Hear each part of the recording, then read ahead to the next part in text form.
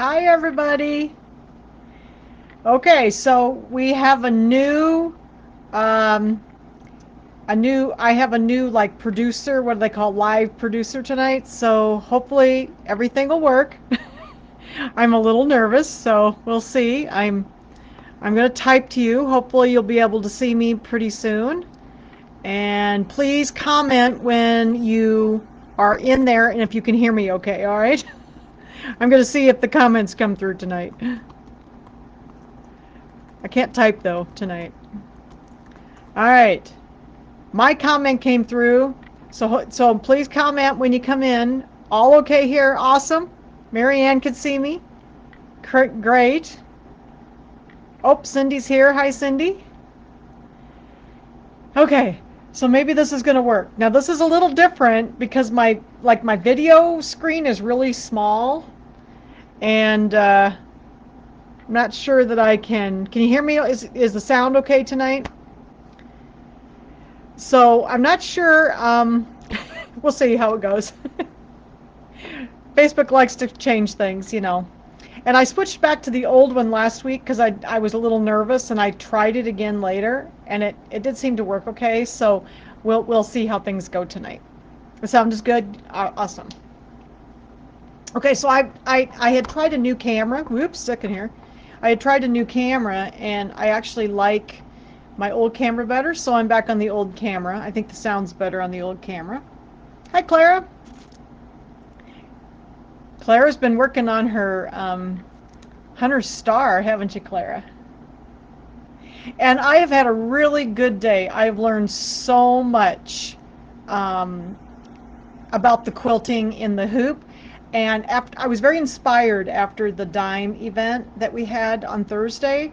And I've always wanted to quilt using the snap hoops with the edge-to-edge method.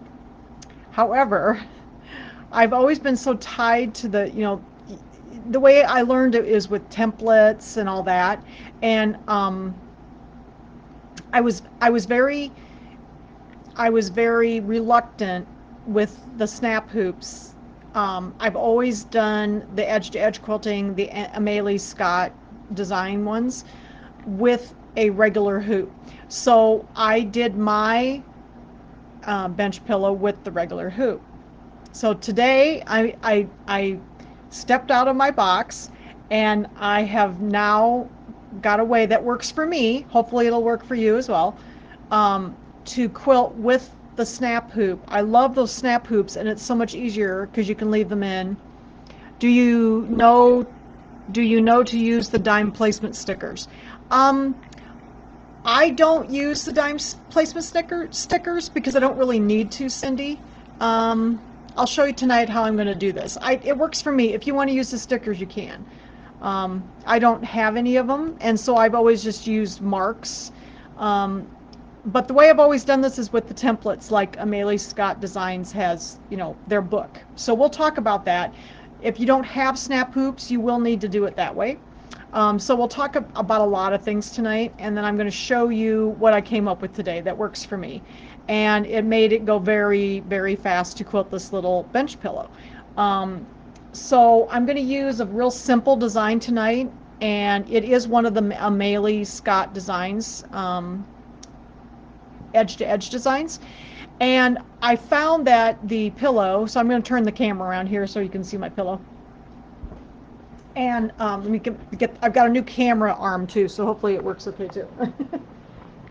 It's a little longer than the other one, so I like that. Okay, so here's my pillow.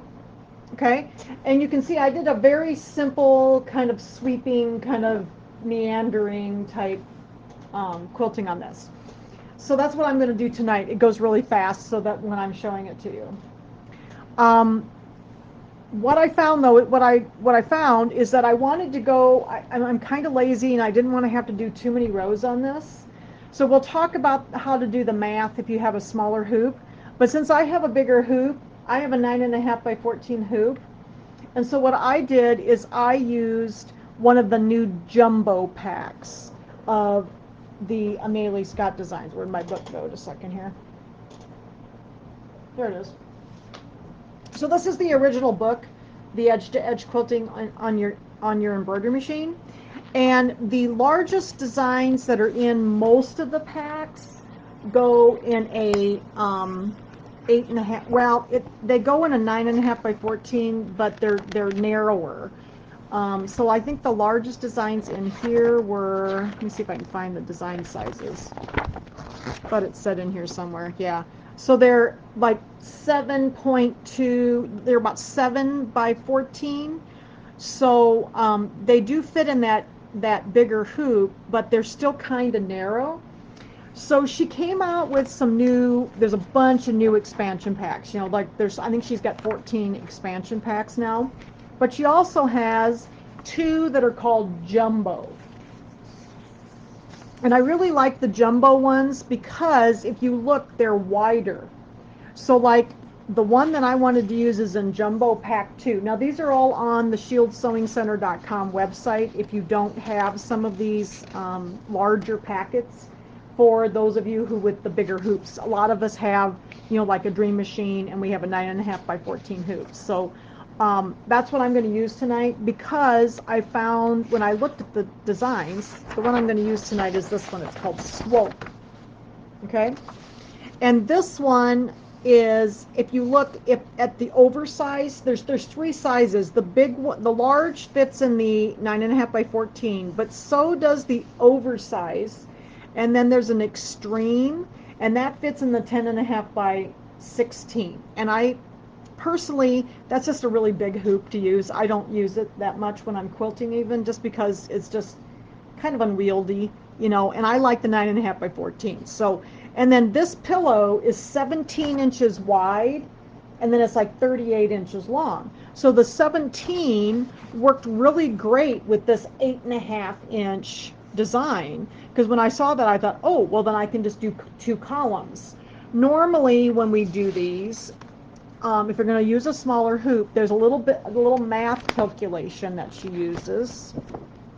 And it's in the book, and I'd highly recommend you buy this book if you have not got any of these designs. If you buy the book, she gives you all the information about how to do this. And the way I'm going to do it tonight is going to be a little different, but the math here really helps. It's on page, I've got to find the little math equation here. Here we go. So it's on page 6 in the book.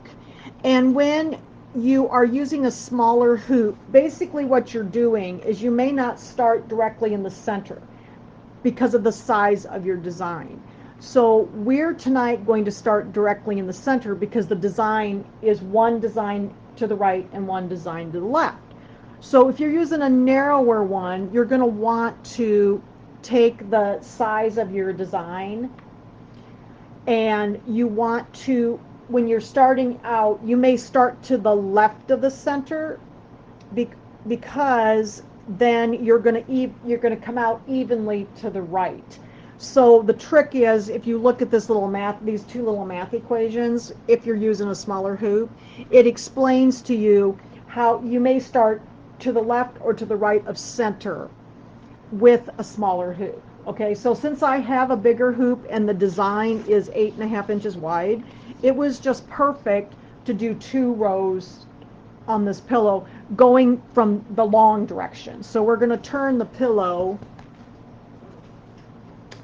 we're going to turn it, and we're going to quilt it this direction, the long way. Okay, so that I have two rows, and it made it go very fast. There's only 6 hoopings, and it goes really fast. Okay, so I am going to be using, again, the Amelie Scott Designs, and I've heard her say it enough times now. That is how she says it, is Amelie Scott Designs. And I use it's in the Jumbo Pack 2, and it's called Swope. You can use any one you want, but these big ones are nice, and there's a bunch of really fun ones in there. And the other one that I used, I'll show you another one that I did today because I was practicing, because I wasn't sure how this was going to work for me.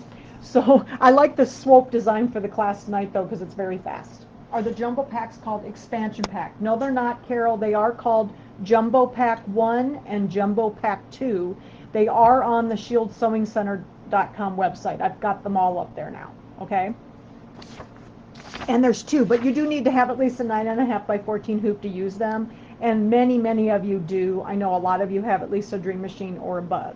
If you're still using an 8 by 12 hoop or a 6 by 10 hoop, you can still do it. Just get your book. Okay, you can get your book. And there's a really neat design in the book here that would work nice on the pillow. This one that has the stars on it, that one would work really well too. On the pillow. So, you know, that's another one you could use. There's a couple of other ones you might like, but I thought the star one would be pretty on this pillow too. But I just wanted to try some of these bigger ones. I'd never tried them before. Okay. So the biggest hoop in here is still going to be the 9.5 by 14. So if you have a smaller hoop, you can do a 6 by 10 or an 8 by 12 if you do the small or the mediums in here. Okay. So I would tell you to buy the book first. It has 10 designs that come with it. And then she has 14 expansion packs plus 2 jumbo packs. Okay? And those are all expansion packs, but they call them Jumbo Pack 1 and Jumbo Pack 2. Okay? So anyway, I kind of watched a couple videos today of her doing this, and it gave me some ideas of how this might work for me, because I've always struggled quilting with the snap hoops in this method, because what she does, and I'm going to move the pillow out of the way here. Okay, so here's our pillow. You've seen this in the pictures. I'm going to move this out of the way. And what she does first is she takes, I always use cutaway stabilizer, and I like to hoop this in my hoop that I'm going to use, in this case my 9.5 by 14, and then I stitch out my design on the stabilizer only, and I want to make a template because I'm going to still use this even though I'm going to be using my snap hoop. I still need this to help me. So I have stitched this out. This is my template, and then what I do in the hoop is before I remove it from the hoop, I draw around the hoop size. Okay, and especially if you're going to use regular hoops, you want to do this. This still works with my snap hoop, even though I've done that. So I started my first ones with my regular hoop because I'm accustomed to that, but I wanted to kind of step out of my box and learn how to do this.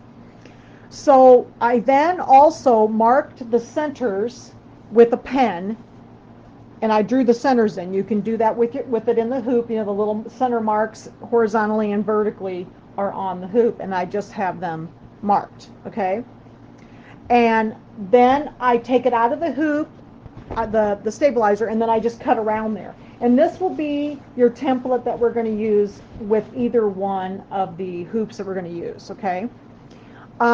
I've tried doing this with the snap hoops in the past, doing it this way, and I've never had very good luck with the templates and the snap hoops. I find that I do better with the snap hoops without a template. So I was like, well, how can I do this without this template? Well, we're going to use it, but we're not going to use it in the hoop. Okay, so I'll show you how I'm going to do that. I also did some with this one today. This one is called Popcorn. This is, again, out of that Jumbo Pack 2. I thought it was kind of cute, and I've done a couple out of that, so I'll show you the ones that I did out of that today, too. Now, the method that I'm going to do there's two methods of doing this, but you can see that these particular designs of hers, here's the center mark on each side, and you see that they end and begin on the center mark. Okay, so the method I'm going to show you tonight is assuming that her design is starting on the center mark on each side and stopping on the center mark. This one also does. You can see my swope starts and ends on the center mark, on the center line. Okay, now just with that being said, not all of her designs do that. So there's two ways, and I'll quickly show you the second way. But like this one here, this puppy one that I've used many times in the past, see how it does not stop on the center line. It stops below it. So I would use a different method of adjusting this one. Even though they stop on the same plane, they are below the center mark.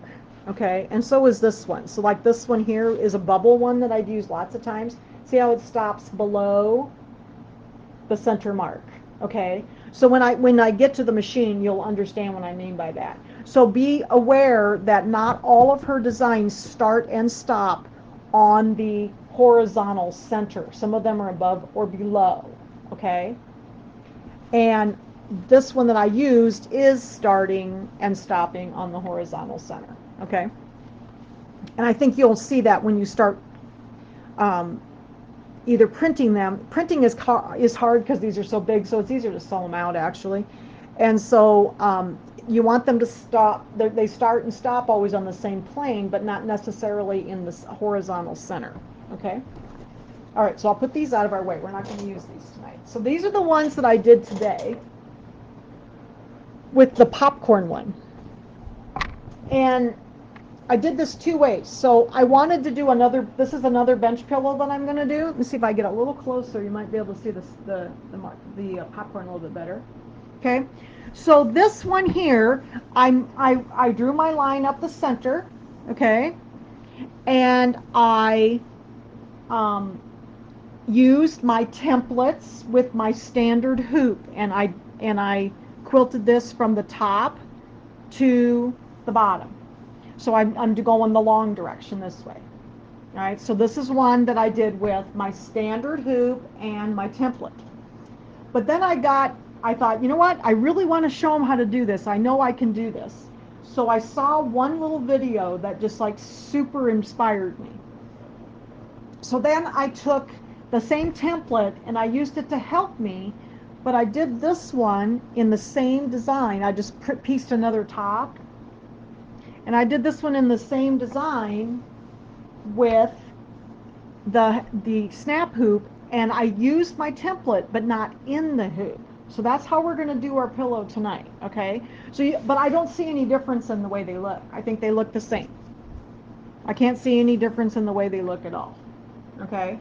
So I really feel like it's real pretty. This is the back. Okay? So this is the back of it, and I just did like a gray, plain gray, because this is going to be a pillow, so these are just going to be, I didn't care what color it was in the back. If you're going to make a wall hanging or like a table runner, make it pretty on the back. You know, this is just like muslin, okay? I just had some gray muslin that I put on the back. All right, so this is my practice pieces today. So now we're going to go to our real pillow. Give me a second, I'm going to toss these over here.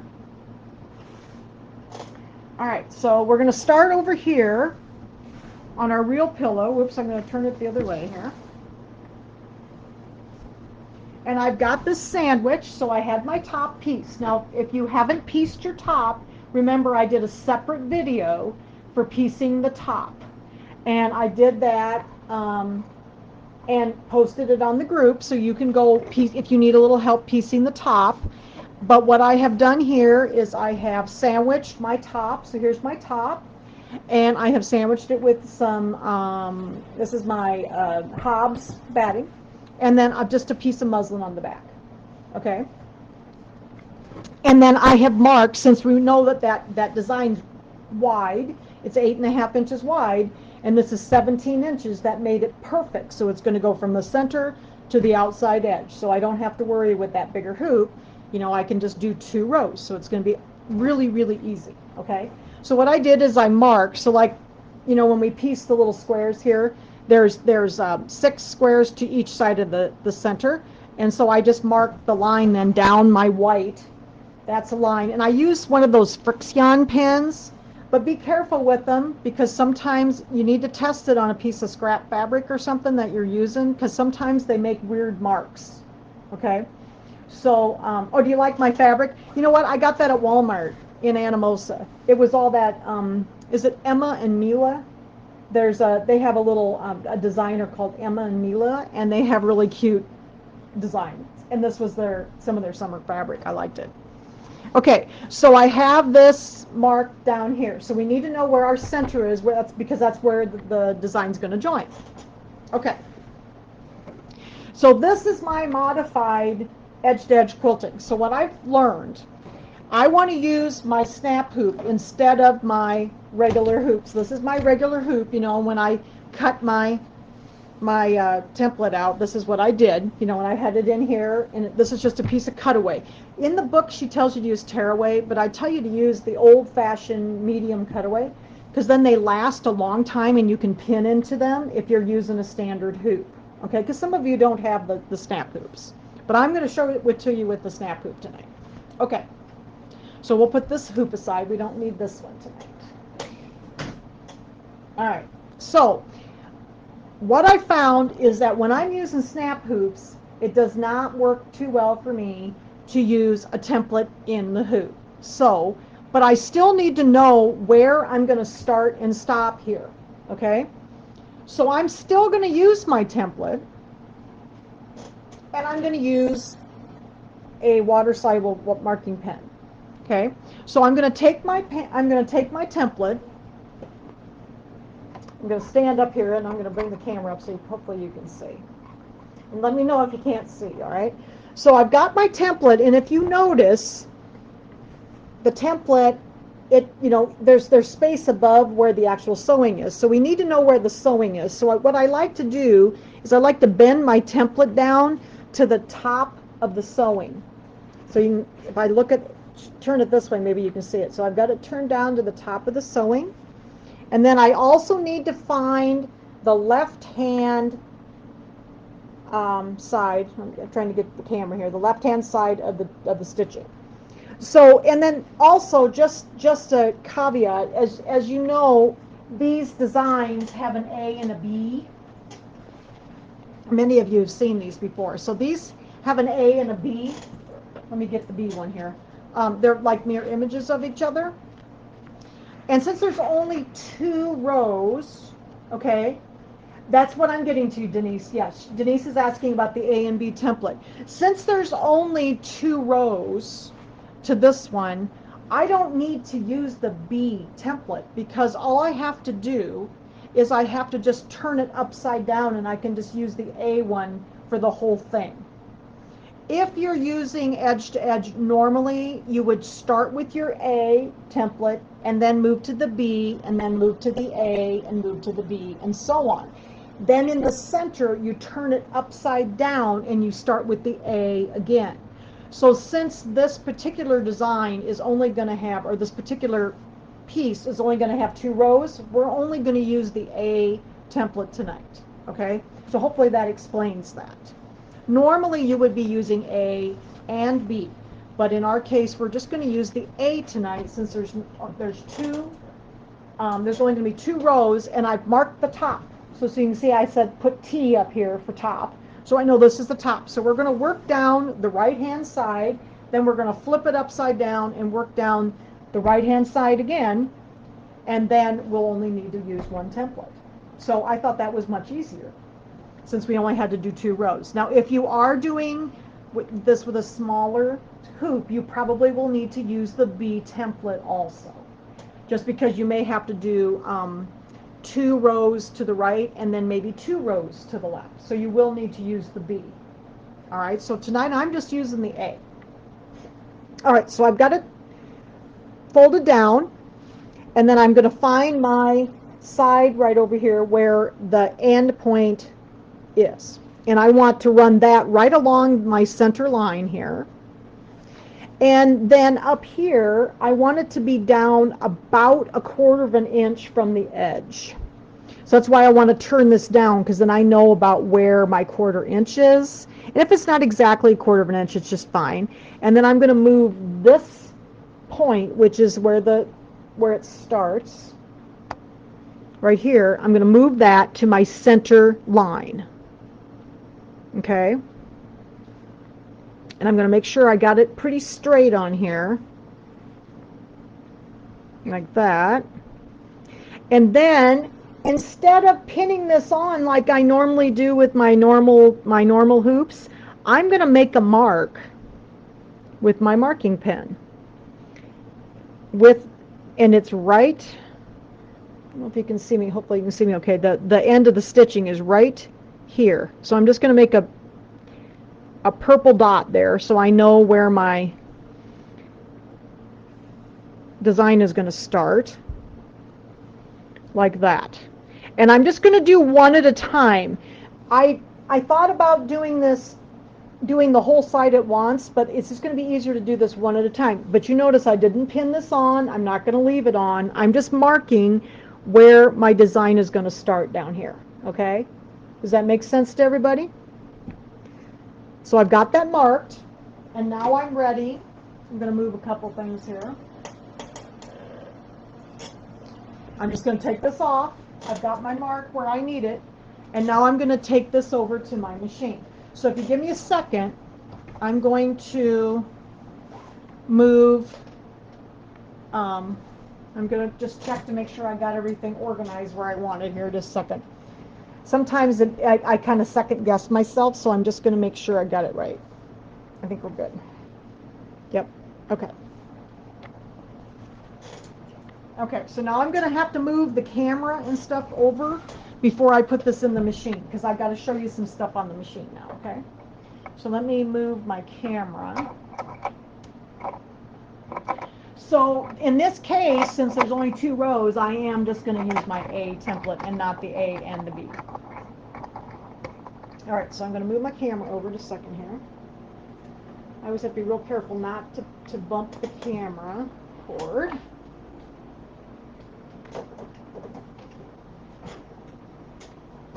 That's the only bad thing about having to have a table. When I do some of this stuff, I have to move the camera back and forth, and then I worry about bumping the camera cords. So, okay, just a second here. All right, get this back on the machine. Oops, sorry. I like this new arm. It's a little stronger. Just a second here. Oh, you get to see more of my sewing room. It's probably messy. Sorry, guys.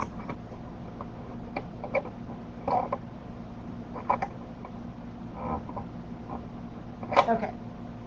So bring this down here, maybe.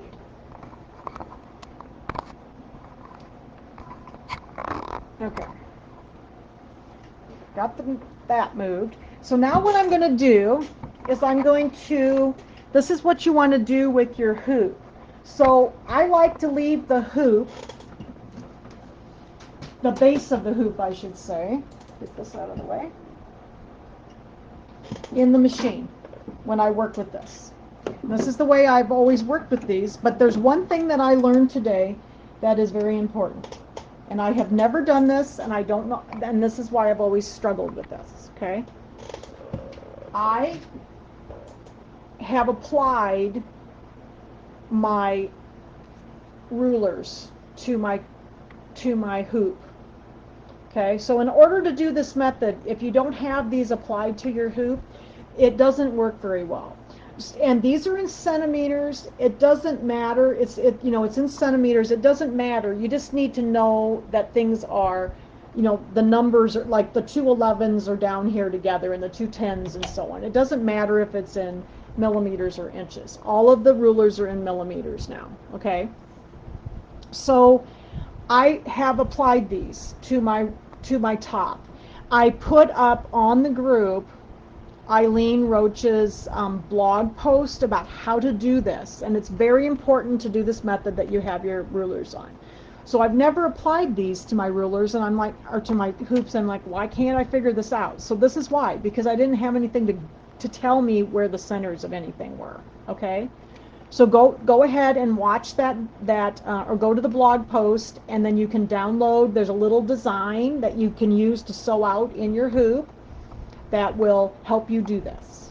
All right, and I put that up on the group today, and you can just go click on the link and it'll take you right to the blog post. Okay, so that's what I did, is I got my rulers on here. That's the first thing.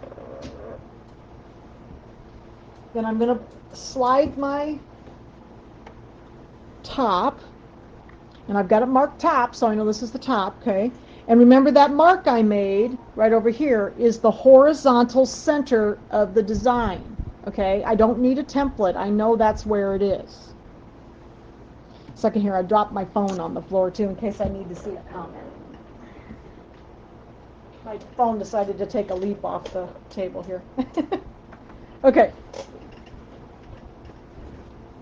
All right. So then let's go ahead and get our design up here. And I'm going to show you a little trick that works very well as long as the edge to edge design starts and stops on the horizontal center. Okay, so I'm going to go to embroidery. I've got these on my stick.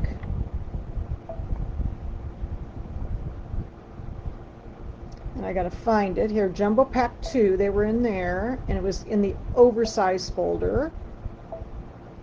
And it is, let's see, I think this was Swope. And it's the A. I have to flip it over in my machine so it flips over to the right.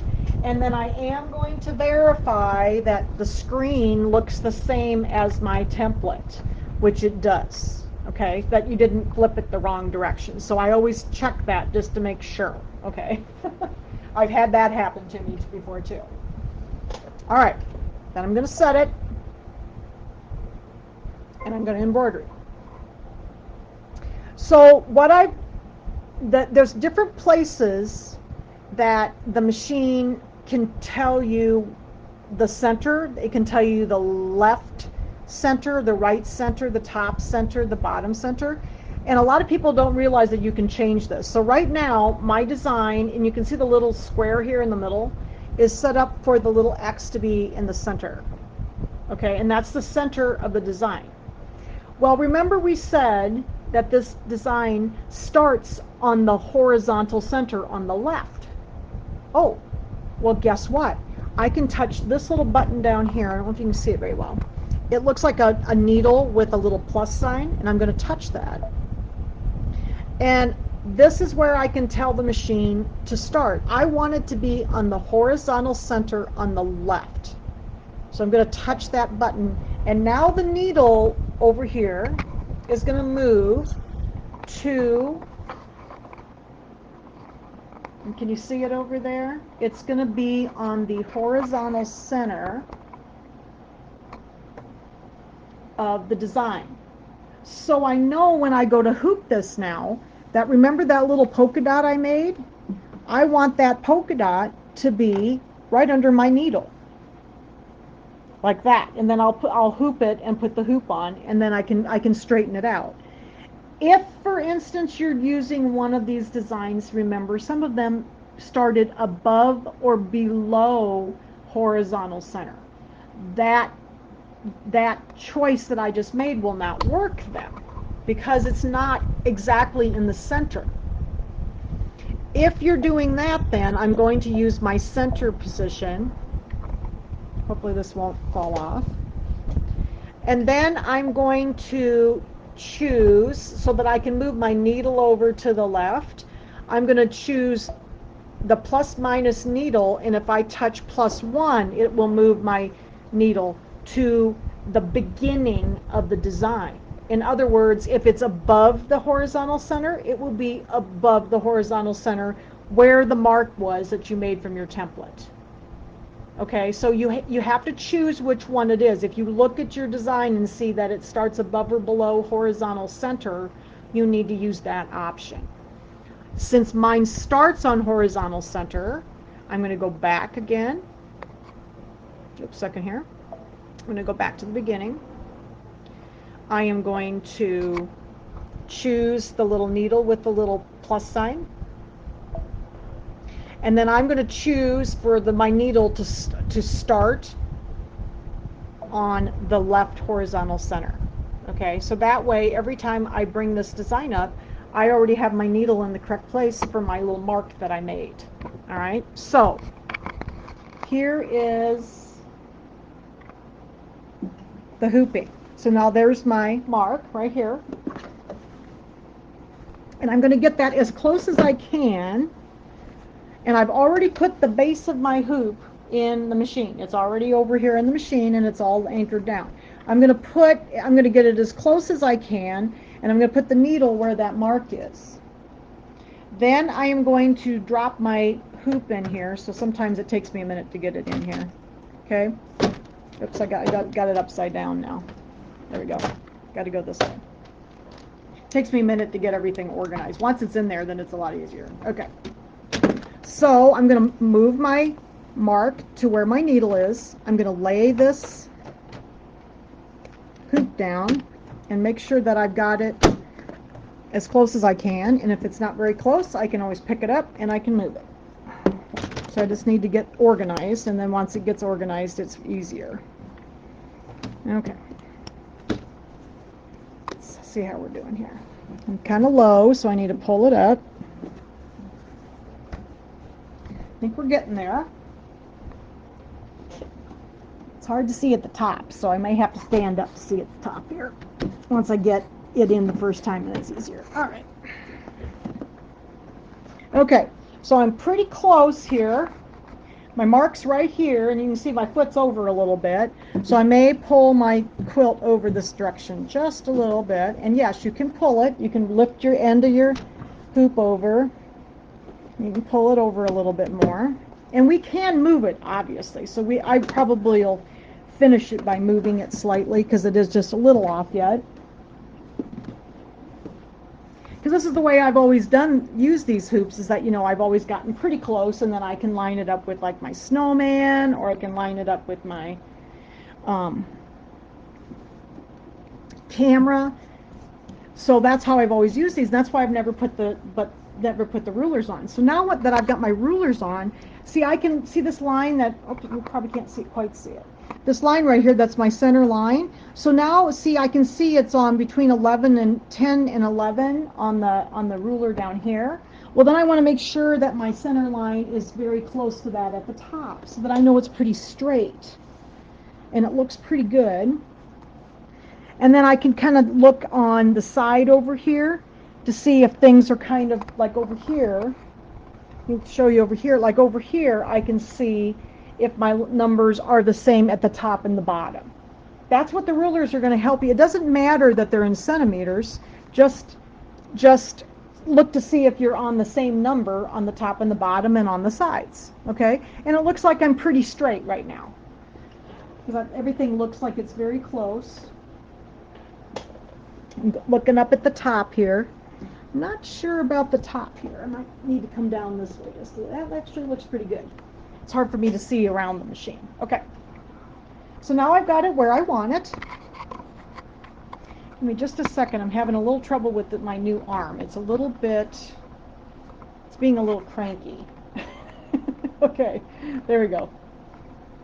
All right, so there's my mark. So I'm still just a little bit off. You probably can't see it very well. It's pretty light, and I'm just a little bit off yet. So since I am not using that plus one stitch method on this particular design, it's so much easier to move, because when you use the one stitch into the design, we cannot move our design in the machine once you've gone into the design. So in this case, I'm not in the design. I just have my needle moved over to the left where the beginning of the design is. So I can use the move in layout right here now. I don't have to go back to the beginning of the design to move. So this really worked well for me today. I'm going to hit move, and I'm also going to turn on my laser light. Now, a lot of you have a laser light on your foot, and if you don't know how to turn it on, it's super easy. You just touch the W up here, and it turns on the laser light. Depending on the machine you have, you'll have different kinds of laser lights. Some of them are just points. The laser lights actually go all the way down to like the 3600Ds Aventuras. There's a separate foot you can buy that has a laser light in it. And if you can get that, it's not really expensive, and it makes life so much easier. So now I'm going to use move, because remember, I'm not in the design. I can move this right where I'm at. And I'm going to click the little arrows down here, and I'm going to try to get this a little closer so you can see what I'm doing. And I'm looking at my foot and my mark. My mark's right here, and I can see my design. I need to go to the right because I'm a little bit off to the right. So I'm going to bump this over to the right. That looks pretty good. And then I need to come down just a little bit. I think that looks pretty good because my laser light doesn't show up very well on the screen. I apologize. Mine's green. right now, and it probably doesn't show up. But I've got my polka dot on the up and down line here, and then I've got it right where I marked it from my template where I wanted it.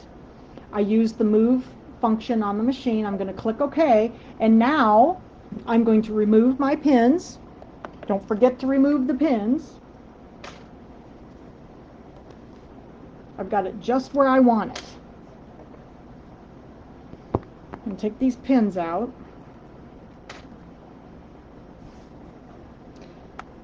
And I've pin based. I like to pin base. You can use adhesive spray if you want. I just don't like spray because it gets in your machine. And Tim and Ron don't like it too well either. So if it gets in your machine. All right, so we're going to take these out. And again, this is a way that works for me. I'm hoping that this works for you because it sure did make it faster today when I got figured out how to do this, because I literally worked with this today because I just have always wanted to quilt this way, and I've never been real successful with it. Okay, so I'm ready to go. I'm all lined up on my mark that I made. Everything looks pretty straight, and here we go. We're gonna quilt our first section. Put the foot down, and I'm gonna back this up a little bit so you can watch it sew. I am using white. This is my quilting thread. This is my long arm thread that I like. You can use any thread you want. You can use embroidery thread. You can use cotton thread. I've used all of the above, but this just happens to be my long arm thread tonight. I have the same in the bobbin. You notice that I did not pull up my bobbin thread. I've found with this method, I just let it tie off, because if I pull up the bobbin thread, it seems like it makes more of a mess on the back if I just leave it alone. So I usually just leave it alone. Now this particular design, of course, I've just got muslin on the back here because this is going to be a pillow. And if you're going to make it into a wall hanging or table runner, you put pretty fabric on the back. And then you might want to choose your, to avoid any like major knots on the back from your quilting, choose a kind of matchy thread to your backing, because then it really blends in and you'll not even see it. But in this case, it really doesn't matter. I do have blendy thread in it anyway because I'm using white. So probably all you're seeing is kind of you can just kind of see the outline of the quilting.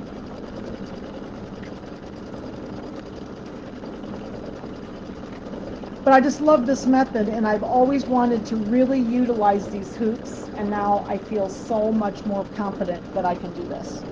Because I've always struggled because I was tied to those templates, and I've done this method ever since she came out with it. Basically, I think I bought her book like just months after she came out with it, and I've always struggled to utilize my snap hoops, and this just worked for me. So hopefully it'll work for you guys too.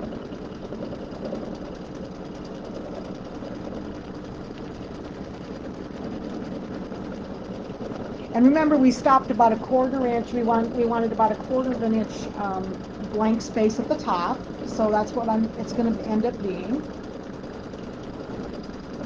And I was a little off, so that's okay. If it goes up a little too high, it went up a little too high. It's all right.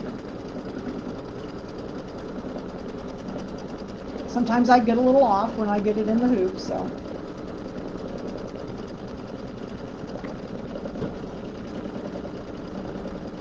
I'll try to do better on the next one.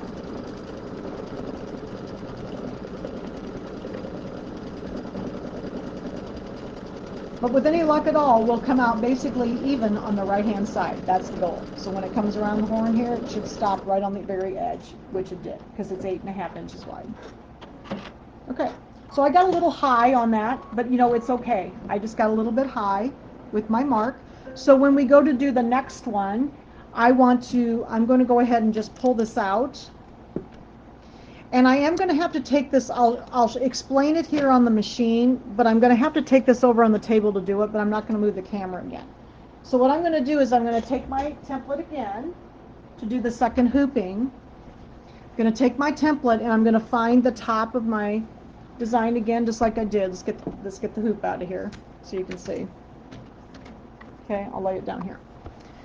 Then I'm going to do the same thing I did before. I'm going to go up with the template. I want to be about a half an inch in between-ish. It doesn't have to be exact, but you don't want to leave too much space in between because then you'll notice that it is not connected. So I am going to be about a half an inch from, like this one here, this side here is very open in here. This side, I don't want it to go up and touch it, so I'm going to make sure that there's about a half an inch in between those, okay? And I may have to go do this on the table away from you, but you can see what I'm doing. I'm making about a half an inch from here, so they're about a half an inch apart, and then I'm going to put my, down here, I'm going to be putting my left hand side right on my center mark. So here's my center mark down my pillow top, okay? So I'm going to do this on the table over here. It's just a little hard for me to do it on the machine. I don't have, it's so big. If I was doing a small one, it'd be easier. So I'll just take this over here and do this real quick. So I'm going to mark down about, so they're about a half an inch apart.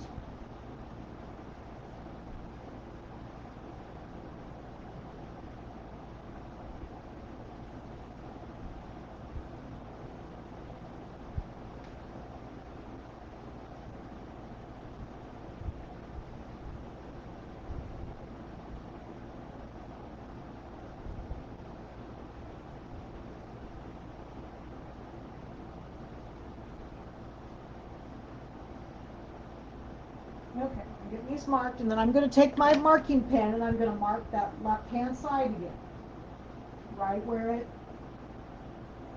comes down and meets my center line. So I have them about a half an inch apart, but all I did was mark that center. Okay, so we'll put this back in here. These are always so hard to get off when you have to take the hoop. So after I do the first side, I won't have to take this out of the machine anymore because we won't need the template at all. I just use the template to help me mark the centers. Okay, so I'm going to pull this down, and see here's that. I marked that center. It's right here. I think you can probably see it. It's right here. Okay, made a mark there. Put the hoop back in here. So once we do the first side, we won't have to do this again because then we're just going to connect the dots, so to speak. We're going to connect the center pieces. Okay, so this needs to come up.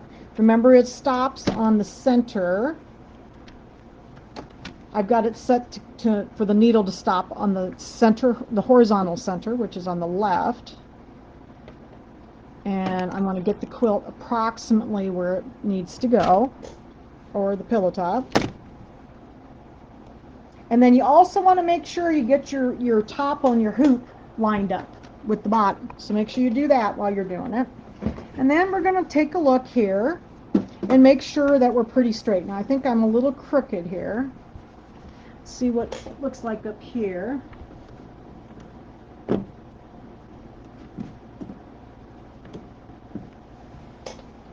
And I'm using these numbers to help me on the rulers to make sure that this line is straight. And I'm about 10 and a half, and it's just a little bit crooked down here. So we're going to pull it over just a little bit. That looks better. Like that. And you can kind of check your sides too, like down here. I'm going to check where these are, and that is pretty even as well. Okay, that looks pretty good. And you can see that I'm already, my needle, my mark is right here, so my foot is already very close. Okay, so now, since I'm using this one with the horizontal center, I do not have to go into the design to find the beginning. You do, if those for those ones that are not on the horizontal center. So I'm going to click OK. I'm going to use the move button, and I'm also going to turn on my laser light again. So I want to look at my laser light, and I am just a little bit low and also a little bit to the left. So I'm going to use my move buttons down here. Maybe you can see this. I'll turn it over here. Okay, I'm going to go over to the right just a little bit, maybe a couple of bumps, and then up a couple of bumps. And I'm right on my mark now, where I want to be, okay? And I know that I'm straight because I've checked my numbers along the edges and along the center here. All right, so now we're ready to sew. I'm going to take out my pins. Isn't that easy? And then when we flip it over, it's even easier because you don't have to use the template anymore, and you don't have to take I'm not taking it out of the hoop anymore. I'm just going to use my marks then. I watched a video with Christine, the gal that does, I think it's Connor is her last name.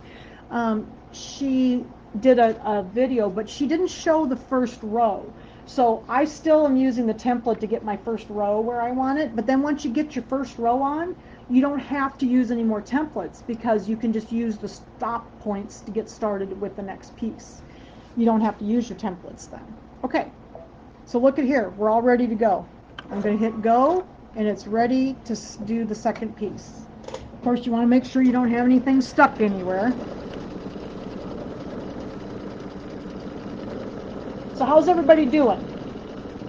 Is this making sense to everybody?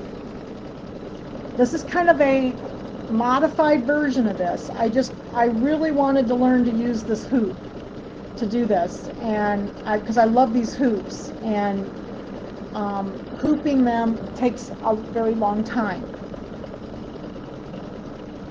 But if you don't need to use your template much, and after the first row, you'll need to use your templates for the first row to help you get them evenly spaced. But once you do that, then when I turn this over, you're going to see we're just going to use the marks, and it makes it very easy. Hopefully this pin's not in the way down here. I try not to hoop over the pins very much because it makes the hoop kind of loose because there's something under there. So I try to be careful, but it did kind of hoop under it a little bit this time. But I was so excited this afternoon when I got the hang of this because I was afraid of it. Okay, so we're going to talk about that, Jan. Yes, when we get down to the bottom here, we'll talk about that. If you have done the math correctly, you won't have any trouble on the edge because remember, there's just one, it's 8.5 inches, so we should be okay. If you need to worry about the edges, I'll show you how to deal with that. It's not hard because you will have to deal with an edge either on the top or the bottom or the edges at times.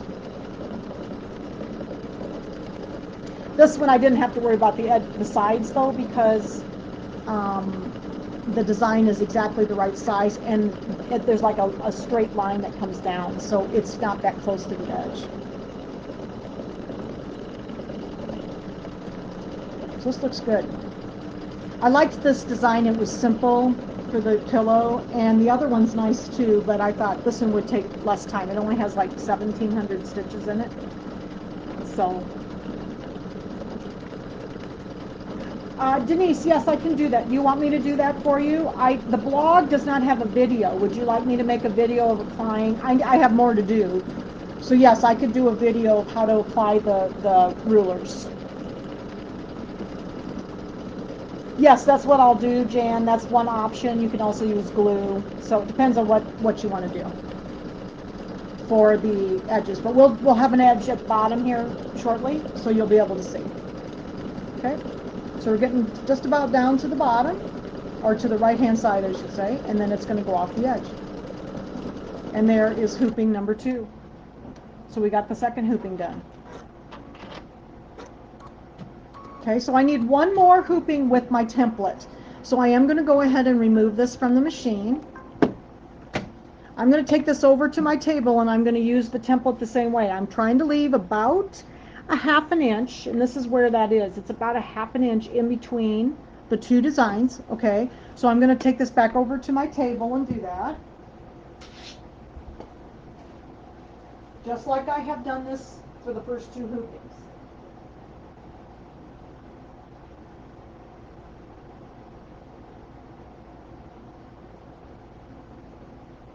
right, so I've got about a 1/2 inch. I need to go up just a little higher.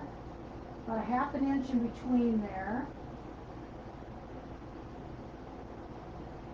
And this one's going to go down over the end. So I'll show you how to deal with the edges when you have to deal with the edges. Okay, so I'm going to mark my mark. Now this one is going to be tough. I'm going to see. I should be able to see. Okay. Depending on the color of your fabric, you may have to mark your design, your center points with. I am using the 9.5 by 14, Carol. That's one of my favorite ones to use for quilting. I like the 8 by 12 and the 9.5 by 14. Okay, so I have that marked. I did it the same way that I showed you at the beginning. We're going to go ahead and slip the quilt back in here, or the pillow top back in here, and I'm heading down towards my mark. Okay. So this one's going to go off the end because it's not going to be a full design. So Jan had a question about how do you deal with it not getting caught? Okay, so we'll deal with that this time. So when you're at the bottom, it's not much of a problem because you can just let it sew off the end and it will be fine.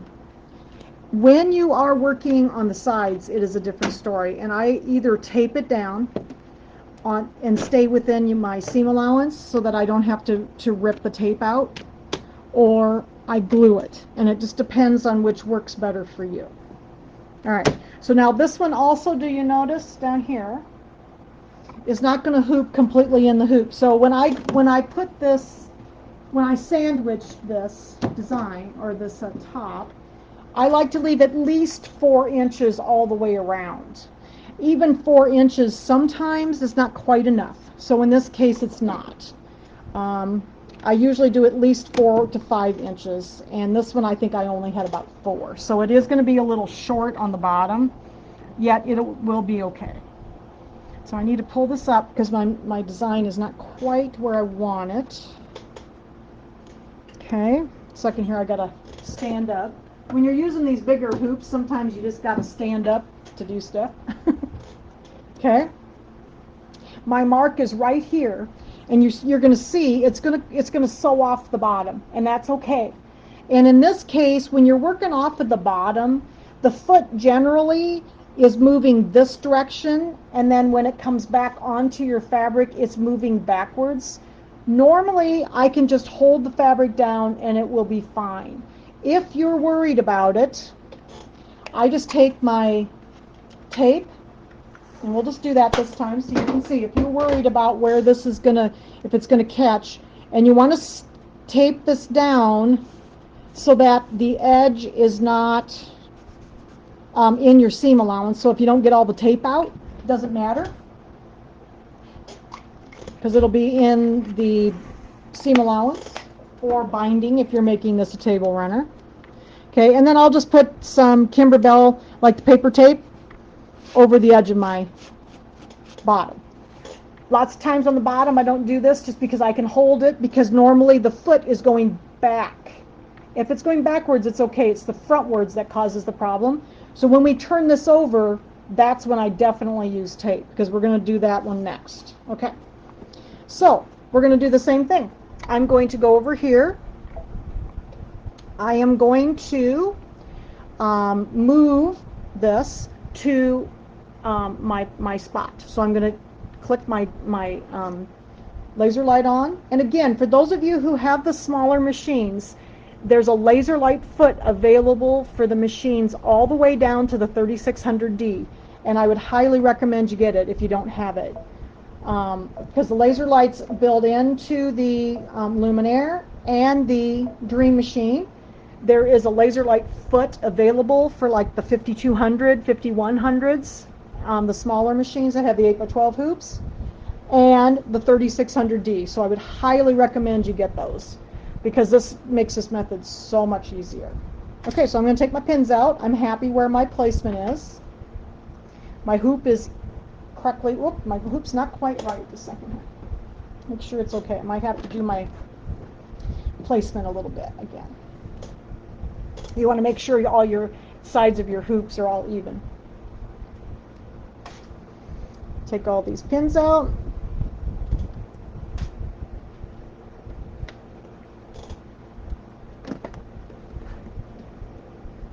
And I'm hoping that this is making sense to everybody.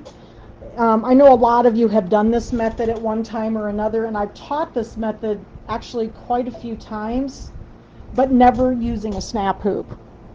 So this is a big thing for me because I've wanted to do it this way, and I've never really figured out a good way that worked for me.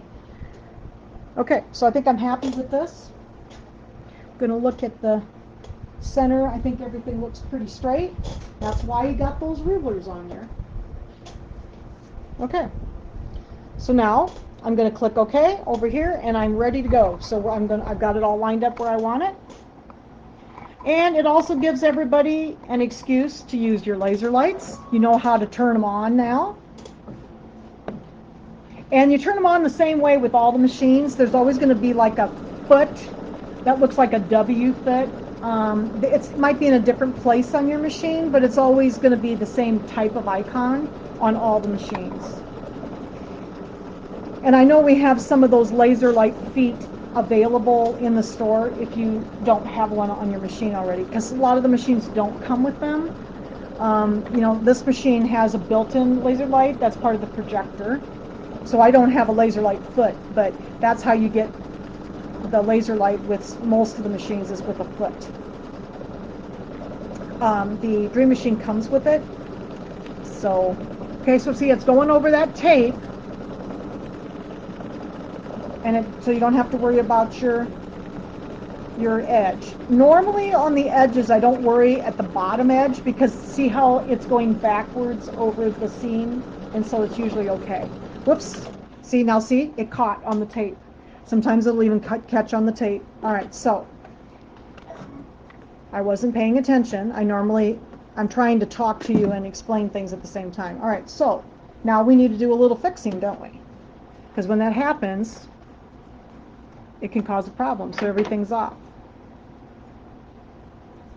All right, so what I'm going to do, I'm going to cut that off. It's a good thing when things like that happen, because then sometimes it's easier for you to figure out what to do. I'm just going to, second here, do a cut.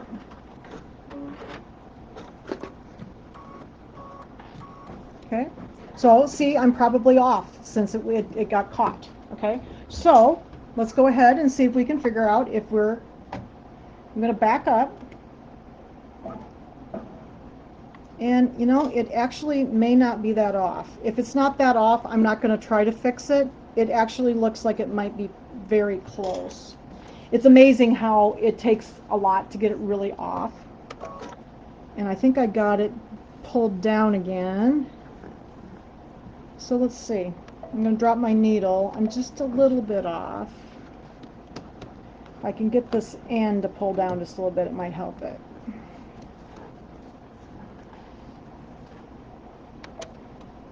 It's not that off. I think I'm just going to let it go.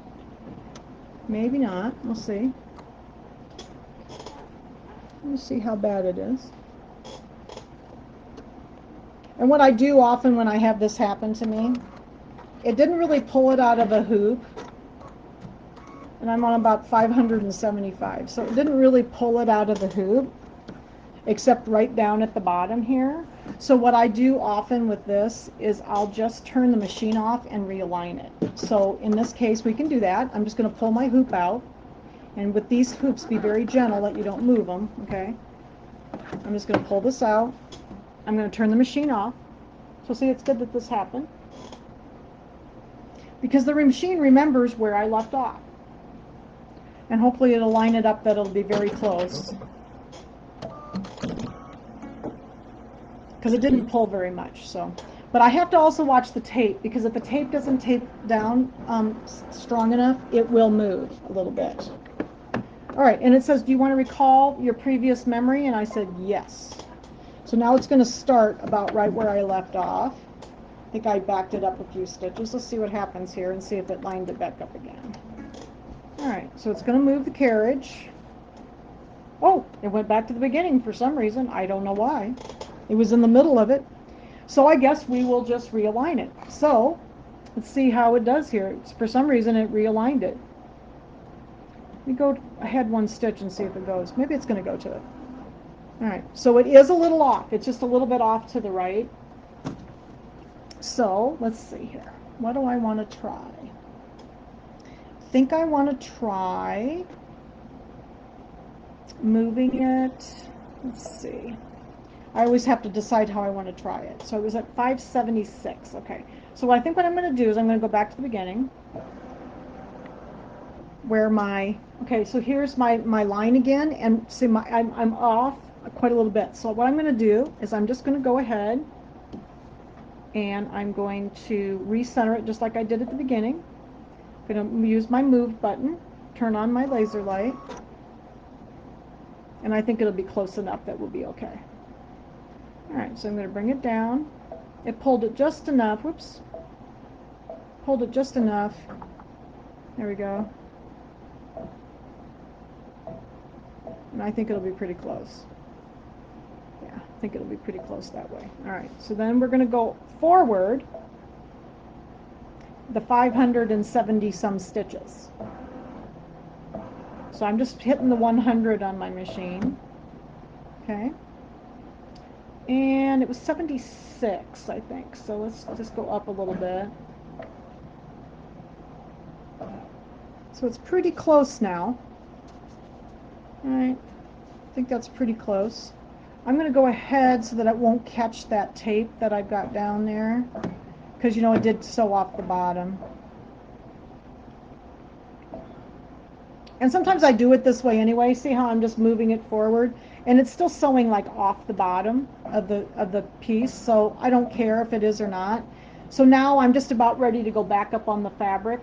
So now I'll just start there. And it may be just a smidgen off, because it looked like it was doing very close. It might just be a smidgen off. But that's one way you can get your design back. And most of the machines have that ability, because this is not going to touch anything and it's kind of a meandering, so who's going to know if it's just a little bit off. Most of the machines have that, you turn it off and then it will realign itself ability, all the way down to even a couple of the smaller machines have that now. So that really works really well, and this is just very close. So see, we averted a disaster. I even have the trouble, though, sometimes the foot will catch the tape, so you do have to watch the tape. I was looking for comments, and I turned my head, so that was my fault. But then you got to see how I averted the catastrophe.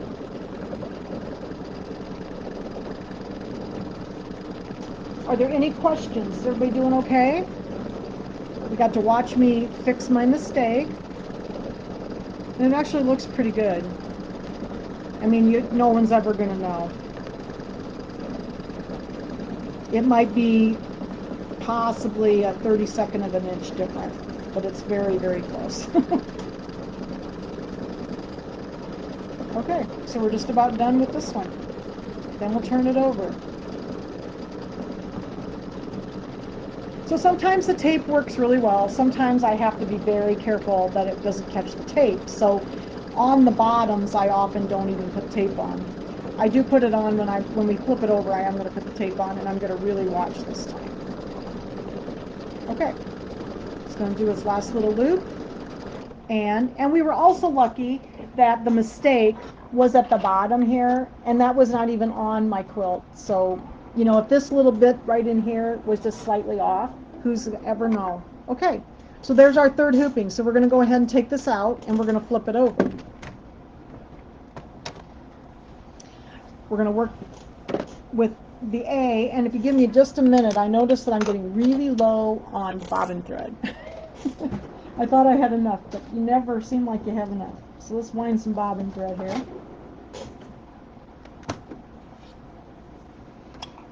Never seems like you have enough bobbin thread. You always think you do, but Seems like it takes more than you think when you're doing these outlines, even though it's just straight stitching, but always seems like it takes more than you think. No, Jan, don't do that. You can always fix it. And with these machines with projectors and all that stuff and the lining it up, so I just went back and just relined it up like I started it. And that's what I've done most of the time when I've had that happen to me with this. Is I've tried to get it back in the hoop. Like this didn't pull very much, so it wasn't that bad. And I always try to use I use the projector sometimes too, or I use the scanning ability to line things up if something has happened like this. And it happens, things happen. Okay, so I got a new bobbin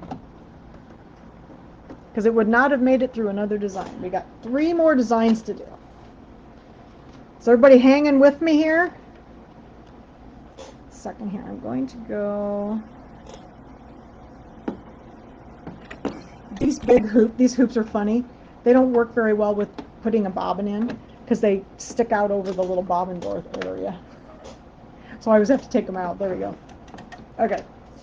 All right, so now I'm going to lay this back up here and we're going to slip this quilt back in, but this time we need no templates. So I'm going to flip it. So I'm working from the bottom now. Now remember, this is the one that was like a partial. So we need to get this up in here, and whoops, second here. I always have trouble with the pins. I always catch at least one pin when I'm doing this. There we go. Okay. Now I did it again. There we go. So now that mark is right here where we just ended this last one. The key is to know. Yes. Check to make sure you know what number you're on, so you know about what that's very good, Lisa. Okay. So I think I'm okay. This is about where I want it. Now we're going to be loose at the top.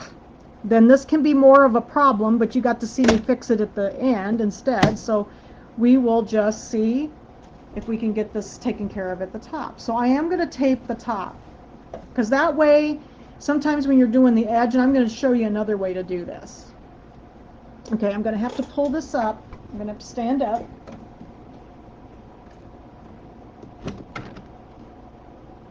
This needs to come this way just a little bit. Okay, I think we're pretty close that way. All right.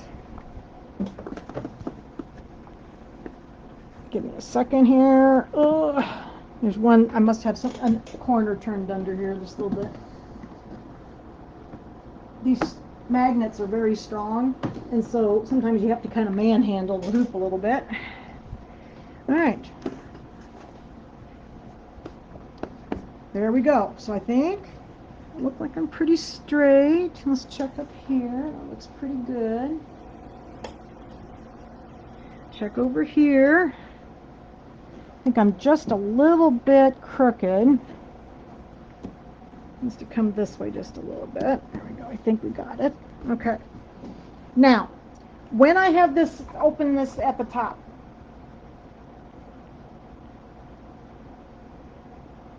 Yeah, Cindy, use your 6x10 hoop, but you're going to do that little math thing that I told you in the book. And I practiced with muslin once, and then after I kind of got the hang of it, and then you can use a snap hoop on that, and you can also get the laser light for the 3600D. And I would tell you to buy that laser light foot. I know it costs a little bit. It's around $100 and some, $129 or something like that, but it's sure worth it. Okay, so now we've got this open top at the top this time, because remember we just flipped this over and we had a short one at the bottom on the other side. So I am going to tape this, and I'm going to watch this very closely this time. I'm going to tape it, but then what we might do is I'll show you another method to take care of this problem that I often do because I have trouble with things catching. Okay, so let's put that in there, and I'll take the pins out in a second because I need to make sure that I've got this. I think I've got it pretty straight. Looks pretty straight. So what I'm going to do is I am going to, again, my mark is down a little bit from my foot. Oh, the 35. The 3500D also works with the laser light, Cindy. that machine will also work with the laser light because it came out about the time that the 3500D came out, so you can use it too. Okay, so I am going to have to, my mark was a little too low, so I am going to have to pull this up. I need to get it a little higher in the hoop. This one's always a little tough because it's not hooped at the top. So I always struggle a little bit with this one, no matter which hoop I'm using. There we go. All right, so now I think we can recenter this, and I can move this down a little bit. I'm going to turn my laser light back on. Got my bobbin in there, hopefully. I remembered to put the bobbin in. Move this over a little bit. Okay, and I'm looking for my little polka dot right here that we used before.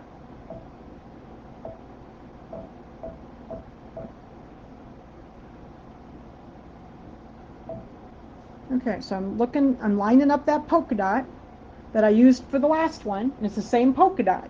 So then we know they're going to line up at the beginning and at the end. I'm going to take my pins out. I think I'm happy with where it's at. I'm going to take my pins out. The thing is, when we have laser lights now and we have like the projectors and all that stuff, it does make it so much easier not to lose things. You know, the older machines, I lost a lot of stuff, and when we started getting all these amenities, oh my gosh, it just made your life so much easier. Okay, so I've got my little laser light right on my polka dot.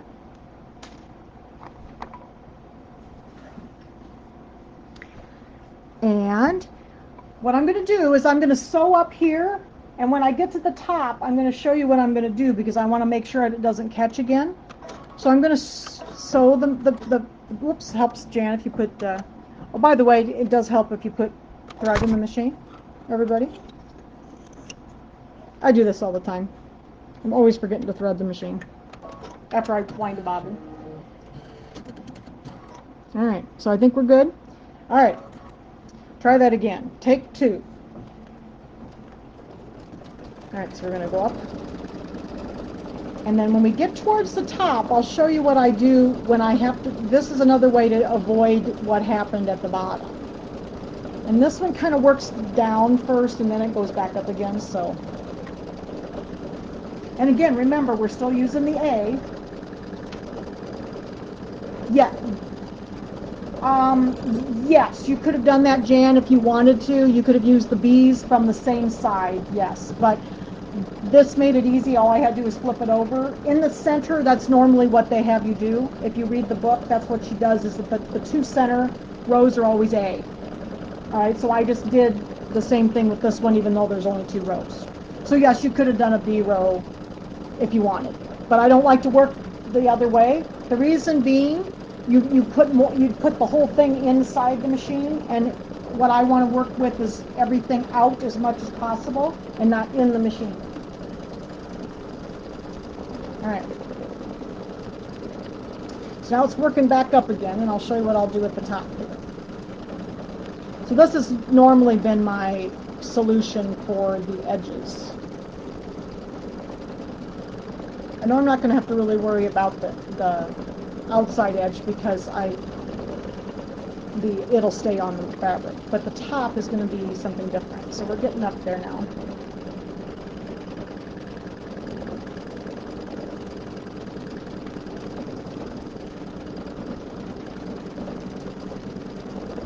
Yeah, that's why she did the A's and B's, because you flip it over, and then you only, at any one time, you only have half of the quilt in the machine. Okay, so now as I'm getting up here towards the top, I'm watching my design. I'm going to let it sew off and take a couple stitches, okay?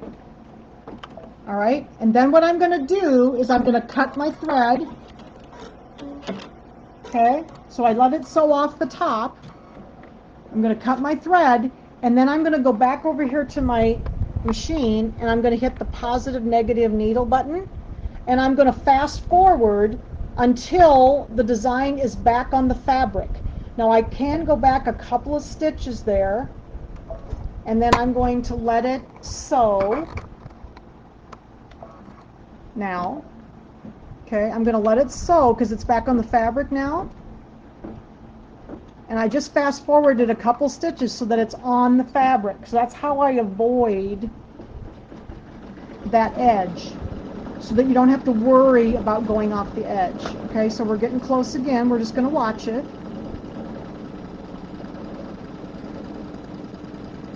Okay, and I'm going to turn it off. So see, I'm back to the edge again. All right. Now the Luminaire allows you to tie off there. The other machines don't. I just always just cut. And then it's going to go up over onto that fabric. So I'm just going to go ahead like 10 stitches. See how it's moving around up here? And I'm not sewing, I'm just fast forwarding in through it so that it doesn't catch anything. Now I'm back on the fabric again, so I think I'm going to go, see, I'm not sure. I think it's going to go down a few stitches. So let's back up a couple. And then I'm just going to let it sew until it goes back off the fabric again. And this is how you can avoid the problems with the edges, okay? That you're not actually sewing over them, you're just fast forwarding. All right, so there I am. I'm going to go forward 10 stitches. See, now I'm off the fabric. And it's going to come back over here. And then it's going to come back down. And then we're about right on the edge of the fabric there, so I think we'll be okay. So I'm going to let it sew. And it's going to come down here. Okay, now it's off the fabric again, so I'm just going to cut. Maybe. And then we're going to fast forward a little bit again, and then it's going to come back down onto the fabric. So that's how I have always done these, is that when I'm on the edges, just to be careful, I just don't sew off the edge of the fabric. I just fast forward it and then let it sew once it gets back on the fabric again. Okay, so that's another option. Okay, so see, we're off the fabric. And it just takes a few minutes, and you only have to do it when you're on the edges, you know, so it's not like I'd have to do this for every single one. And we won't have to do this for the rest of them. Okay, so I think we're back on the fabric. Let's see. Let's go back just forward a few stitches. Okay, so I think it will just sew on the fabric now. But that's one way to get around it, and then you don't have to worry about anything getting caught. And now I think it'll just finish out the design. All on the fabric. Okay, so that's another way of doing that. Sometimes the tape works, and in my case, this time the tape didn't work because you have to pay very close attention on the edges. All right, and it went right off the very end, and it's done. Okay, so now we're going to do this again. So this one will be more of a normal hooping. So I'm going to go ahead and I'm going to pull this down. Oops, second here. I often go back and just go to the move button and center my design back up so it's actually centered in the hoop again, since we moved it a little bit. And I'm just going to push this up to where the other polka dot was, the next polka dot. So here's the next polka dot. I'm going to try to get my foot right underneath there the best I can. Get things kind of organized back here again. All right.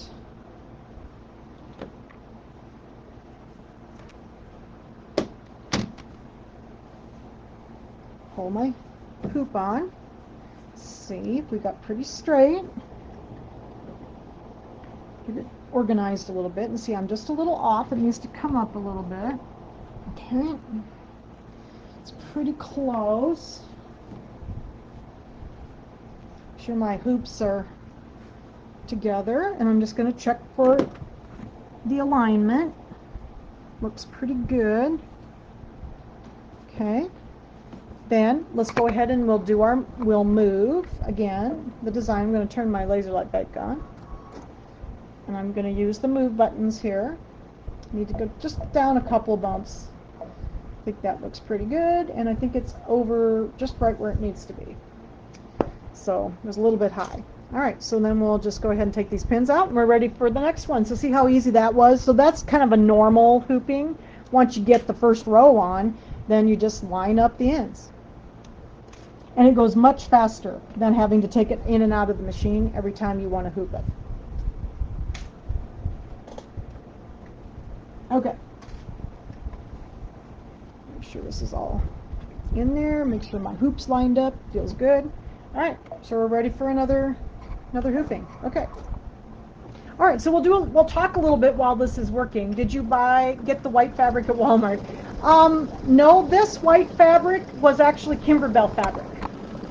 It's the Kimberbell fabric with the little tiny little white on white polka dots.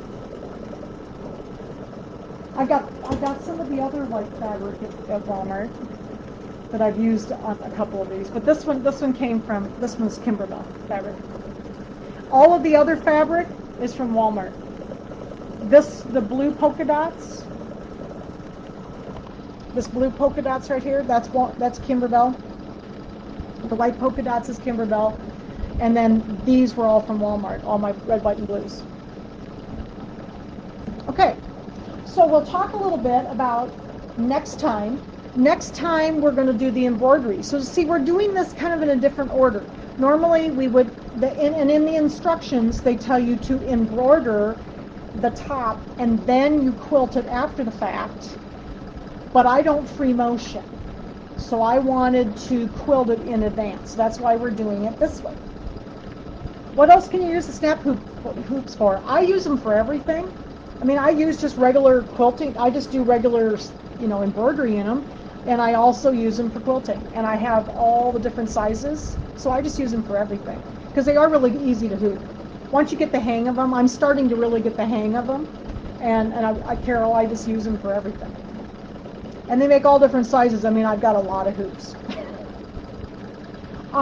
So next time we're going to do the embroidery section, and we're going to embroider through the back. So since this is a pillow, I didn't really care that it was embroidered through the back. If you're making yours into a table runner or like a wall hanging, it would work just fine. What I might suggest to you is to use matching thread on the back, and you might have used prettier fabric than me too. I just used muslin. Then you could use matching embroidery thread in your bobbin for the embroidery, and then it would be pretty on the back, so it would show through on the back, and that would be just perfectly fine. These were older pillows, and I think originally these pillows were all done as sewing patterns, so that's why they're like this. And then, like, you would have embroidered by hand the pillow tops, and then you would have gone and free motion quilted like with your walking foot the tops. But I don't know how to do that very well, so I like to use my embroidery machine. So I decided we'd piece the top, sandwich it and quilt it, and then next week we're going to embroider. Now the embroidery, just so you know, I'm going to post another video. I am going to cut out my the word America is very small letters, and you can trim it in the hoop, but if you have a scan and cut, I'm going to bring my scan and cut out, and we're going to cut that America with the SVG file that is included with the design pack. So there is an SVG file to cut that out. I'm not going to cut out the other little simple like stars and stuff. It's just so easy to trim those in the hoop. So, but I am going to do the America, and that'll be part of the class next week, is the little scan and cut cutting, okay? So if you want to cut it with your scan and cut, I am going to post a video that shows you how to maneuver that SVG file, because there's several pieces in it and they're all like grouped together. And if you just put it in your machine, they're all going to cut at the same time. So I wanted to show you how to break that up so you could work with the individual elements in it. So I'm going to upload that to Facebook later this evening as well, so you can prepare for the next class. Okay, so now we're ready for our last hooping. I'm going to scoot this down again. Here's my mark right here. I don't know if you can see it. It's right here. Okay, there's where my mark is. I've got my foot basically under it. I'm going to take my hoop and I'm going to drop it down so that it's pretty close. I think I need to come up just a little bit. So see, this side was a lot easier, because when you're just doing the little points and you don't mark your template, use your template to mark your distances between. You can just use the machine and it's very fast. Okay, so I think I still need to come up just a little bit. Okay, and I'm just pulling on the hoop a little, or on the quilt a little bit, the top. Okay. Then I'm going to turn on my laser light again. See if we can, I think I still might need to cut this a little bit. I always get them just a little lower than I think. Okay, that's better. I'm going to turn my laser light back on again, and I'm going to move to my polka dot. It needs to come down a little bit. I can see the end of my, it looks pretty good. Got it right on my polka dot right here. All right, and then I'm going to remove, I'm going to check my alignment. I'm going to take these pins out, and then we'll do the last section. And there's only 6 with that big hoop. If you're using a smaller hoop, it will take you more hoopings, but it still works just fine. But I was so excited to get this figured out, how I could do this with this hoop without, I just was tearing my hair out. I've never really gotten the hang of using these for this method. And all of a sudden, something just kind of clicked for me today. And I was like, oh, I can do this. I just had to think differently. Okay, so I think that looks good. All right. And we do have a bottom here, but this is not going to go off the bottom this time, because remember, this was the original top, so it's not going to go off the bottom this time. So I'm not going to worry about this. I am going to watch it when it gets down there. And this is the last section. Now, if you are using a regular hoop, I was going to talk to you about this while we were sewing. If you're using a regular hoop, what I do to help me get it in the hoop correctly is I pin my template on, and it explains this all in the book. I pin my template onto the fabric, and then I lay my hoop down on the template to help me with the horizontal and vertical lines. But then what I do on the back of the hoop, the center of it, I like to use this double-sided tape, and that helps me get it so that my center of my hoop won't move around. And this works for a lot of other things too. So if you're ever trying to hoop something and everything's moving around on you, and the bottom moves and the top moves, if you just tape your hoop down to the fabric on the top with this double sticky tape, oh my gosh, does that ever help? So I just put it on. I'm just going to watch this while it's down here. I don't want anything to happen. Once it goes back up again, we'll be okay. All right. So if you're using a hoop like this, your regular hoop, I just take this tape and I put a piece on each side, and then I stick it down to my hoop. It's on the center part, on the center loop. I just stick it down to my fabric, and then it doesn't move, so I can pick everything up and nothing's moving. And it's this Clover double-sided basting tape, and I have it up on the ShieldSewingCenter.com website, and it works great. So it's like $4.50 a roll, and it's 1/2 inch wide, but it's stickier than the the Dritz tape, the wash away tape that we used in one of the last classes. This is stickier and it holds up better. I did the whole top with my other hoop with this. Okay, so that's another option if you're using a regular hoop, to keep your hoop from moving around on you.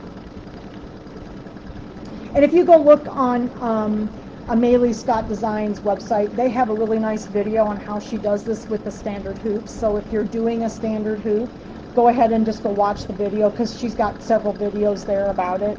So you will easily be able to see how to do it with a regular hoop and the template. Okay, we're getting close here.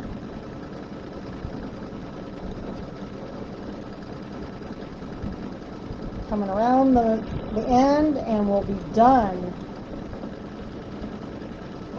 I liked this design. It was very random, and it didn't take very long. All right. I think it has one more loop, and then it's going to be done.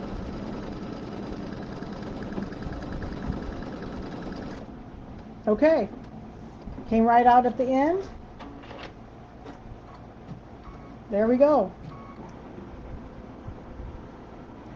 The whole thing's done.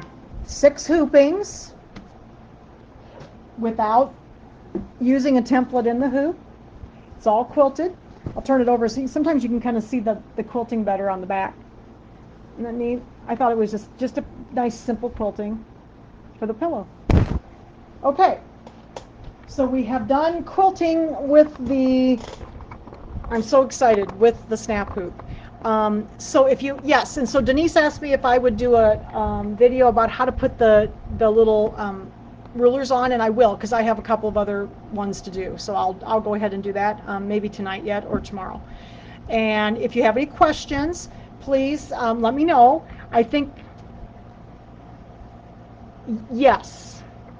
And once I got the hang of what I needed to do to get the first row on, if you get your first row on, you're fine. Then you're kind of half done. You know, the first row. So once that first row's on and everything's spaced out where it should be, then you can just use the little marks to line up the rest of it.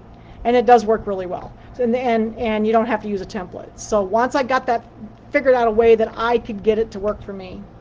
So, okay? So if you have any questions, next week we'll do the embroidery. I'm very excited about the embroidery, and we'll do a little scan and cut cutting.